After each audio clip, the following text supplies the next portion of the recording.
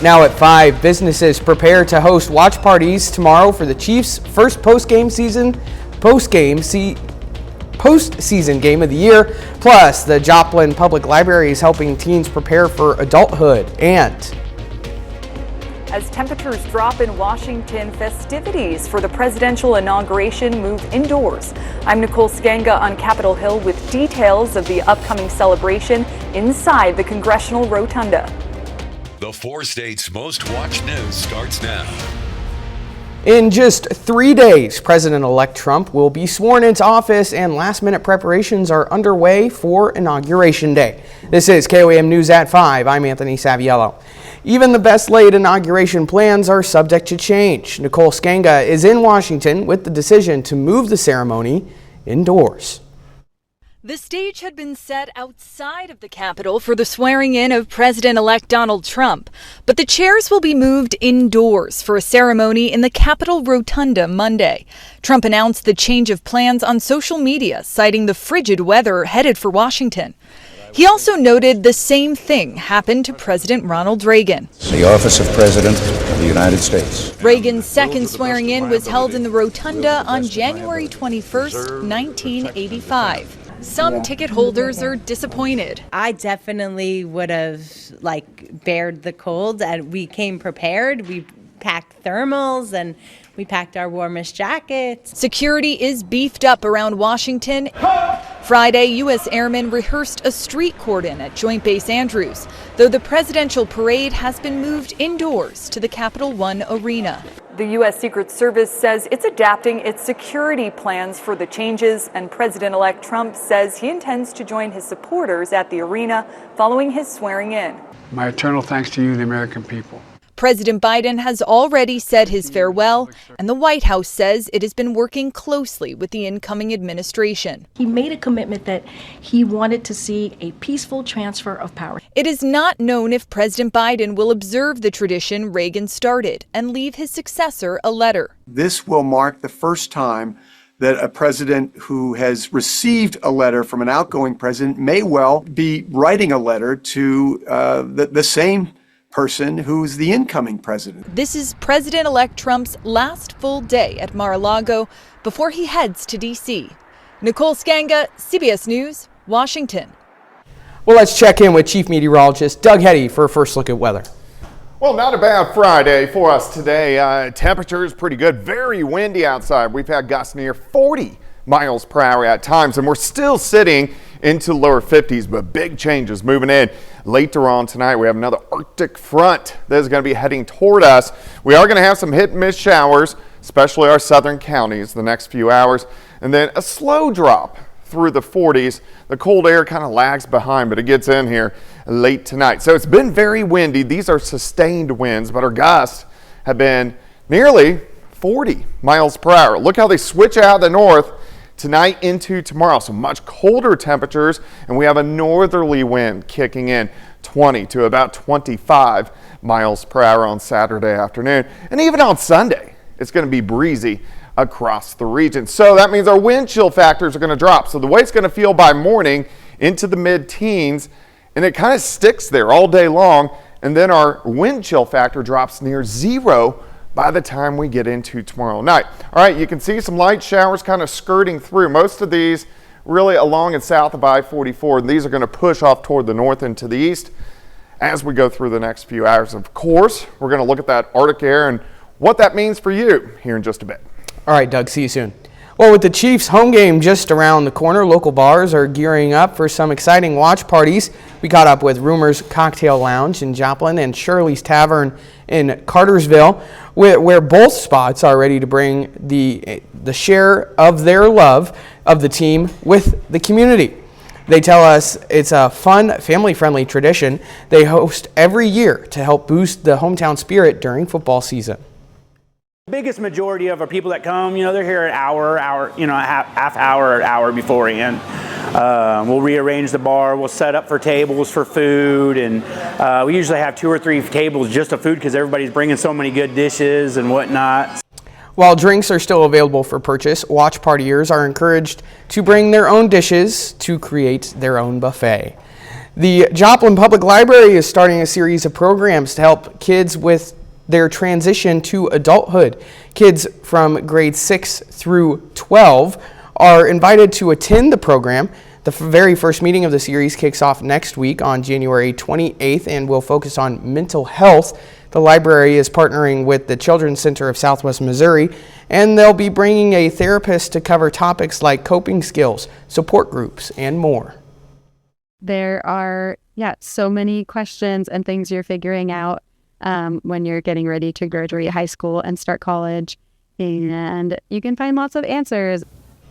She hopes it will be a discussion-based program where they can focus on discussing questions that attendees have. Well, the Carthage 6th grade center received a generous donation today. The First Methodist Church in Carthage presented the center with a check for $1,000.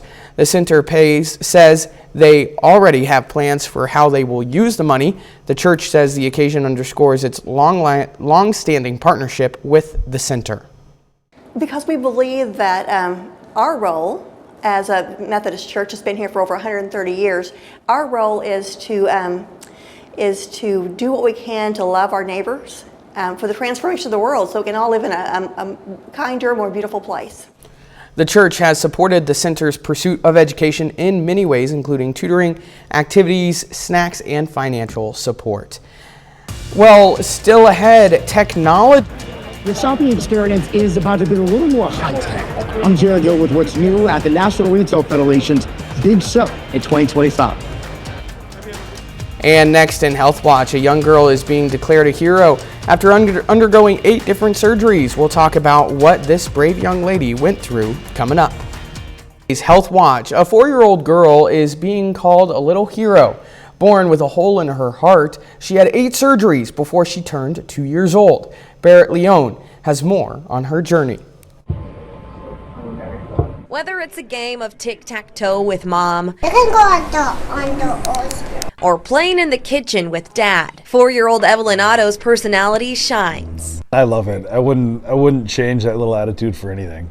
Her strong demeanor, a reminder of what she's overcome. Couldn't tell that she's been through, 8 heart surgeries and all the other different procedures. Ross and Kelly found out the chambers of their daughter's heart didn't form properly during pregnancy. It was a gut punch. It was not something that you expect. A congenital heart defect called complete balance atrioventricular septal defect, or AVSD. Children's Minnesota doctor Charles Shepard says it's not an uncommon condition, but what came next was rare. Unfortunately, you can't name every possible challenge, which Evelyn has seemed to have found almost every challenge along the way. Evelyn had her first heart surgery at 3 months old, but it would be the first of many. It is absolutely amazing how resilient Evelyn is. She's a fighter, no doubt.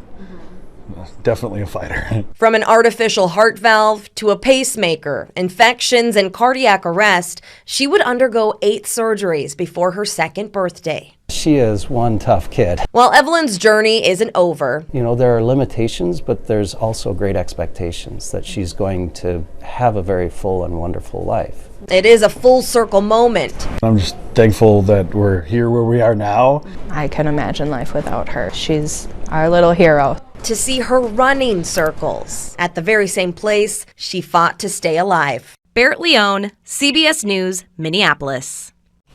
Well, lesbian and bisexual teenage girls are experiencing higher rates of suicide.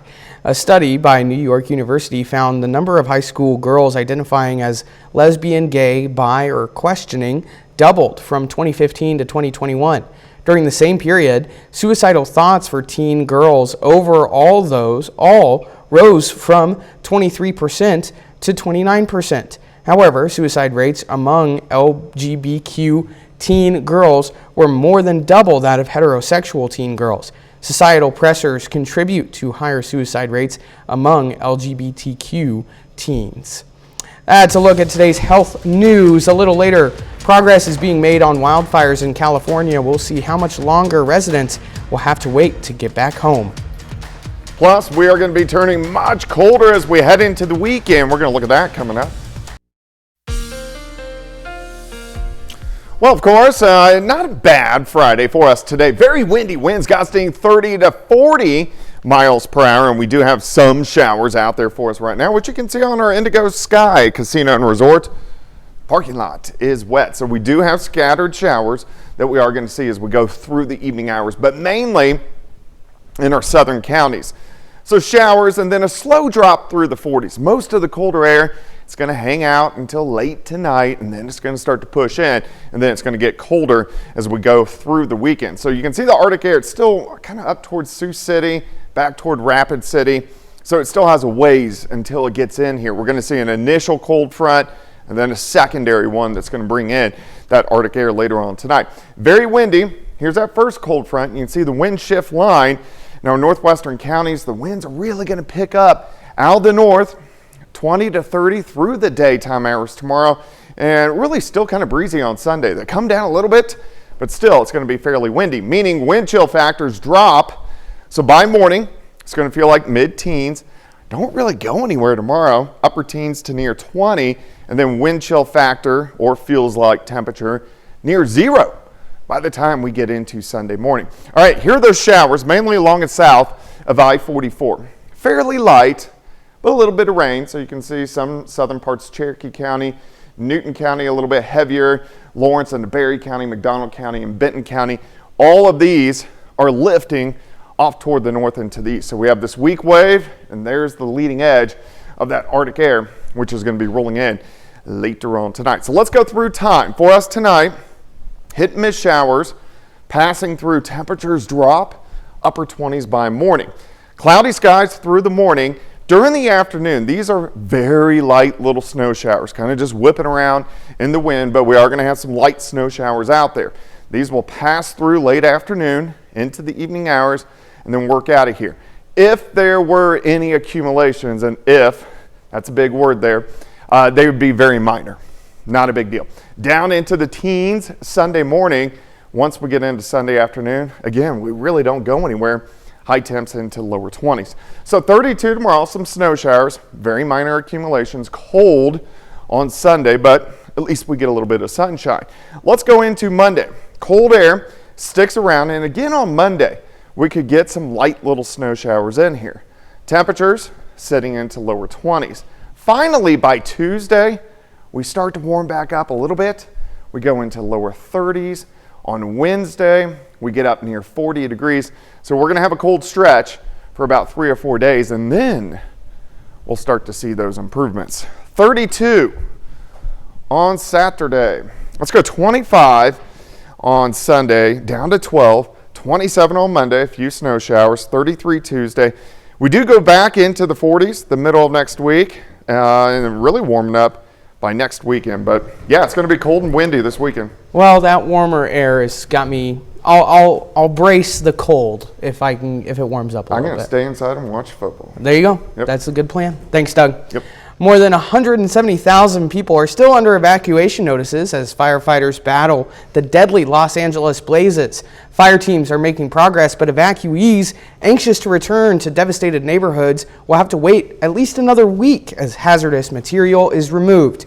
Maribel Gonzalez reports from Pacific Palisades with the latest developments.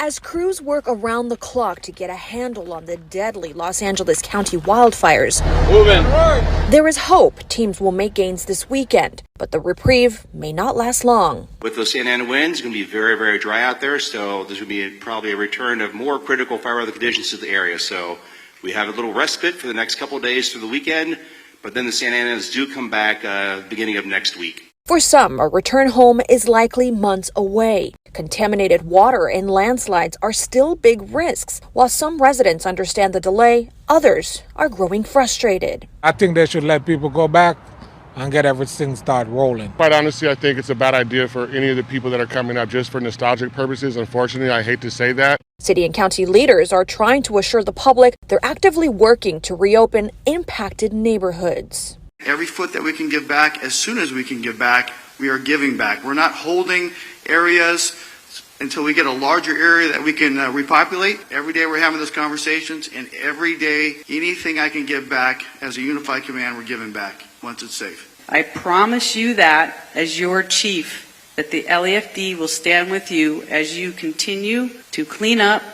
and rebuild your communities. In Pacific Palisades, I'm Maribel Gonzalez reporting. Coming up, how technology is enhancing the shopping experience.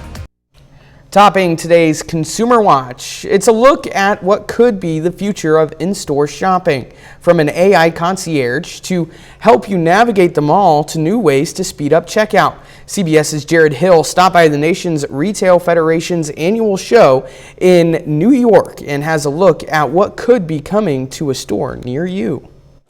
This year, artificial intelligence will be the key to shopping efficiency. It's all about speed and convenience. At the National Retail Federation's 2025 Expo, Toshiba showed off a new register it says can make self-checkout faster.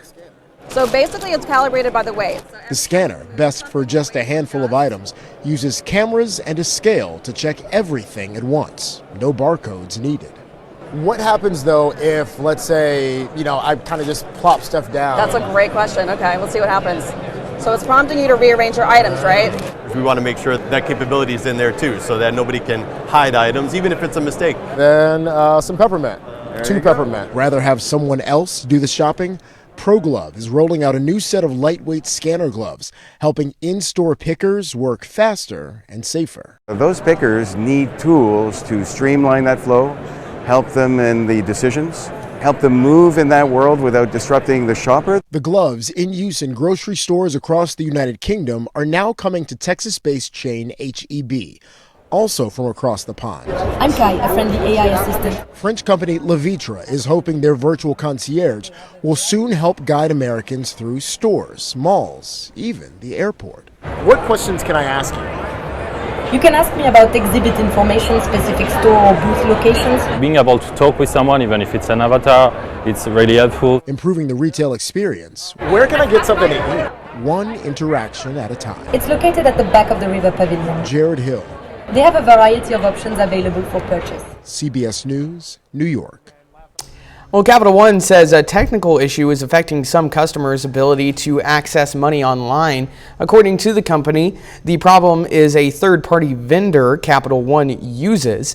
The bank says the issue is impacting payment processing and deposits, as well as its consumer, small business, and commercial banks. The bank apologized to customers and said it is working with the vendor to resolve the issue. And data released by the Treasury Department Thursday shows that homeowners insurance costs increased 9% faster than overall inflation from 2018 to 2022. The spike has been attributed to extreme weather events like hurricanes and fires.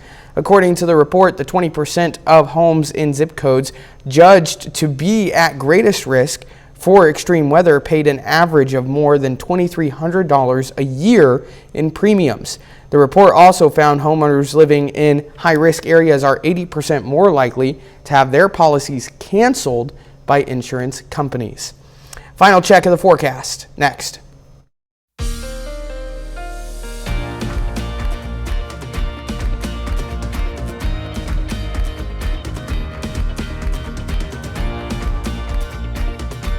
Next on the CBS Evening News, we go on the road with a sports commentator who can describe each play without seeing it. Then on KOAM News at 6, we'll talk more about how businesses in our area are preparing to host watch parties for the Kansas City Chiefs postseason game. Plus, we'll take a deeper look into how the Joplin Public Library is helping kids prepare for adulthood. And John Dales brings us another Minute with Mitch. Stay with us for the CBS Evening News and then KOAM News at 6. It was a nice break today from all the cold. Yeah, I mean, temperatures into the mid to upper 50s across the region. Arctic air rolling in late tonight. It's going to be very windy tomorrow, so wind chill factors into the teens throughout the day. Plus, it looks like we're going to get some snow showers late tomorrow afternoon and tomorrow evening. This could create minor accumulation, so dusting to half an inch, but be careful. Yeah, stay safe no matter what. All right. Thanks for joining us. The CBS Evening News is next. Of course, we'll be right back here at 6. We'll see you then. Have a great evening.